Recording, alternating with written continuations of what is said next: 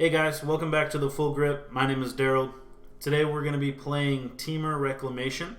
This deck actually got 4th place in the Redbull Untapped Tournament. I chose this deck because it kind of stood out compared to the other decks that were in the top 8. There were a lot of Luca, a lot of Yorion, and this is just a little different. Looking at the deck list before I actually played it, I didn't think it was going to hold up in the early game versus aggro decks, but there were very specific things that helped out quite a bit. The Scorching Dragonfire to get rid of priests or any mono red issues that were causing me some damage. Those mystical disputes, all 4 of those actually came in pretty big, countering annexes and Teferis depending on the matchup. But there was enough card draw between the Ops and the Growth Spiral to where you can get to your big spells. You can get to your Wilderness Reclamations, putting out some big Shark Typhoons as cycles, and eventually getting enough mana to put it out as creature or as the enchantment. Typically, once you do that, you kind of win the game. You do have the combo of the expansion, explosion, of just putting a huge explosion out on the opponent. My biggest fear early on was that Uro only being 2 copies in the main board, we were just going to get ran over. But again, with all the card draw that we have early, we actually got to our Oros quite quick when needed. So it actually performed pretty well. And then once you get into the sideboard, if you are playing best of 3, you do have huge, huge cards that come into play. A 3rd Oro, a 4th Scorching Dragonfire, 4 Flame Sweeps, mono red, it's really hard. Recto Sacrifice, it's really hard for them to do anything against you. And then if you are playing Oro, if you're playing Yorion or any type of Luca, or even a control-based matchup against yourself, you're able to get underneath everything with your Wilderness Reclamation. Keep mana up to counter with Mystical Disputes, Disdainful Strokes, and Negates. And there is the one Commence the Endgame, which you can, depending on Expansion and Explosion, if you use it to draw for yourself, you can have some pretty big hands to create some pretty big mass armies. But let's go ahead and get into the game and see what we got going on for you today. If by chance you do like the deck or the content of the gameplay that we have, please like, comment, subscribe. I do have a full gameplay on my Twitch page, which I do stream every Monday, Wednesday, and Friday from 9 p.m. PST to midnight. I definitely appreciate it if you go over there, give me a follow. I do have that link in the description below. But let's go ahead and get into the games.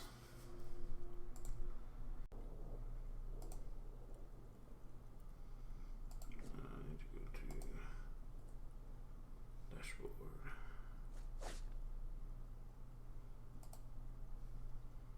Stream manager.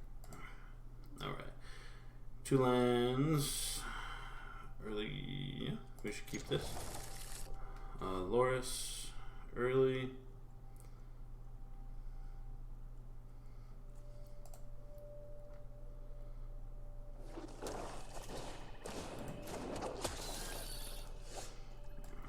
Let's go blue untapped. Pass.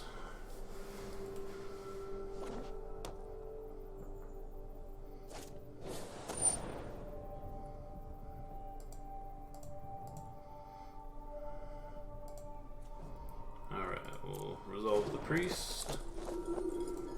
Pass there. Should get combat for 1. And we'll opt.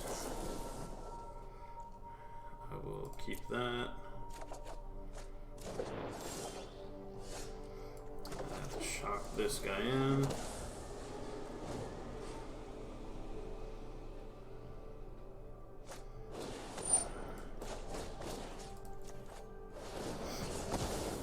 Exile that bad boy.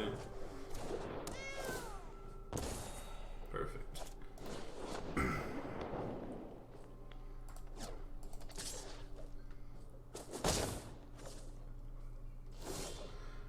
So Devin, this is going to be the Temur Reclamation deck. So it's basically what we played in the past with Temur Reclamation and copying the Expansion Explosion for big damage. but now you have the Shark Typhoon for creatures if you don't get those combos off. Plus all your counter spells and little spells here and there are going to benefit you. Early counter spells to get rid of these priests. I exiled one already. Got one in the graveyard, so those are not hurting me as bad as they should. This goes down. I'm actually going to make a 2/2 off this to block these guys.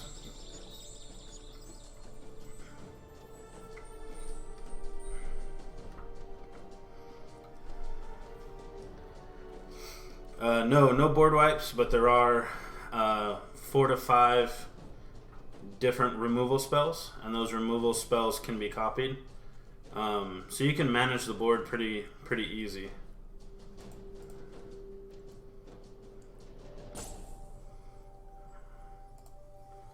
We got Joe in here as well.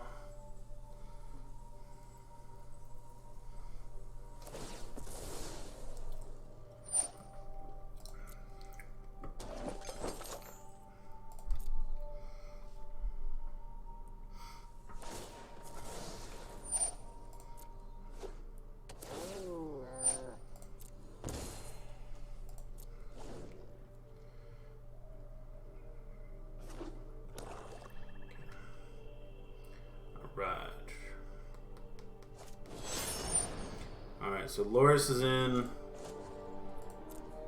Unfortunately, Loris is kind of hard to deal with. Ish. But we will be able to deal with him at the end of the day. Because this will be a 2. So he won't be able to attack in. He's just going to be able to use his creature ability. That's actually awesome. That's going to help us kill it and get us card draw.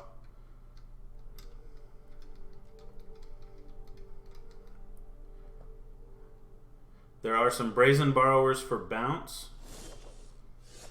Is there Brazen Borrowers for bounce? I don't believe there is, actually.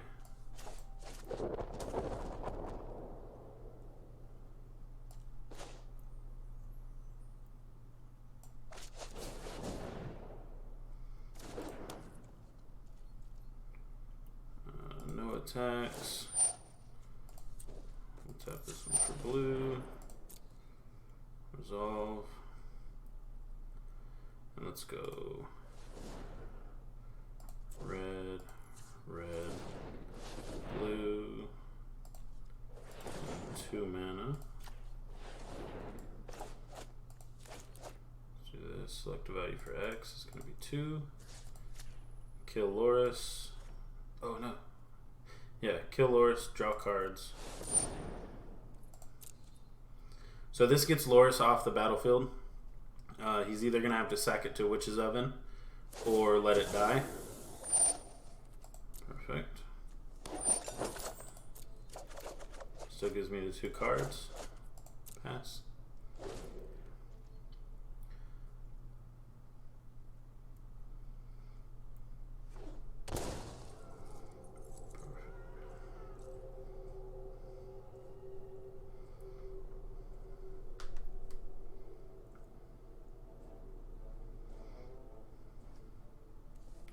So with Wilderness Reclamation, and Castle Vantress, that gives us the card advantage as far as card selection.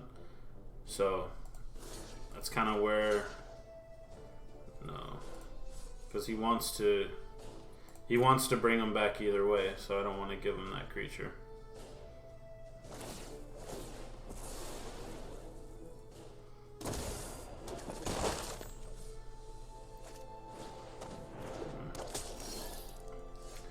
Yeah, this puts us in a little bit of a bind, but we should be able to do it no problem. So let's go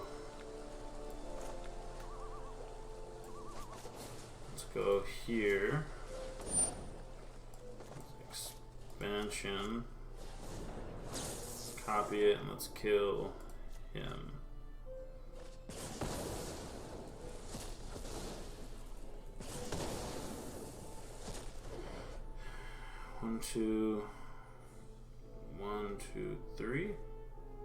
Can I do that? No, I can't do it. Okay. Next. I can attack here.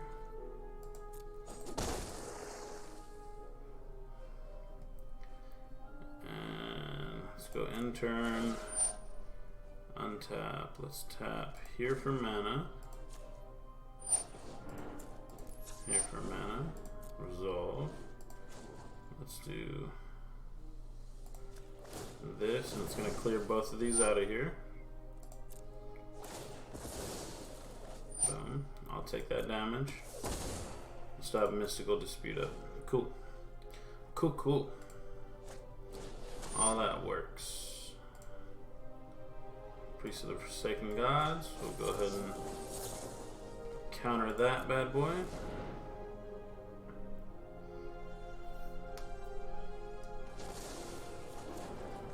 Cool, cool, cool. Butcher.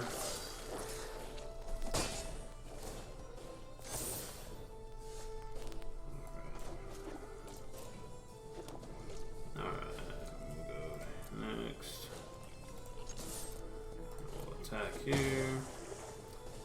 Let's put our stop. End turn. Blue. Red.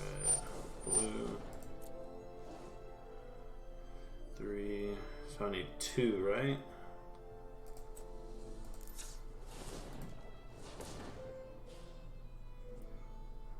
I'm gonna do 3. 8 mana, so I'll be able to do it for 4.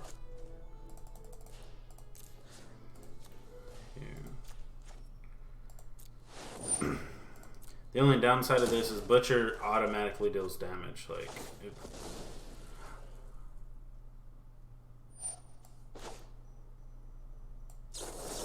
that was a great draw.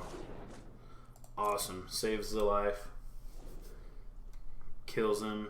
The one of Tells In comes in handy. And he draws a Butcher. Get out of here.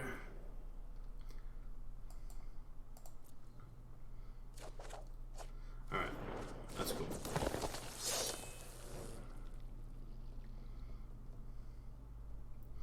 No card in hand on his end. He should attack for 2. If you wanted board wipes in here, Devin, you could put Storm's Wrath. It's a 4 mana red spell. So 1, 2, 3, 4, 5, 6.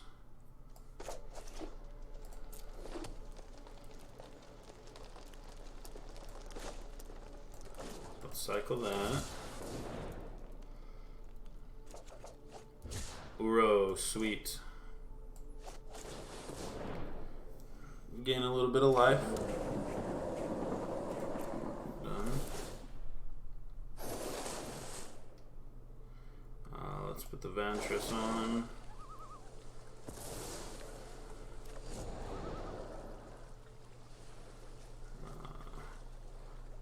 I'm not gonna attack just in case I have a. Oh, I didn't stop it. No. It's okay. No, it's just a full board wipe. 4 damage to everything. 1, 2, 3, 4. I'm gonna do 4 again. Pay here.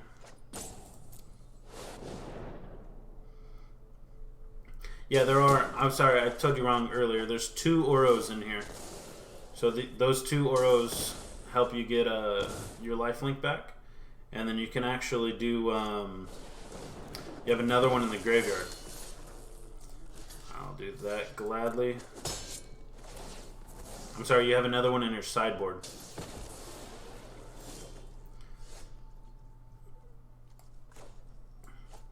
Cycle this guy.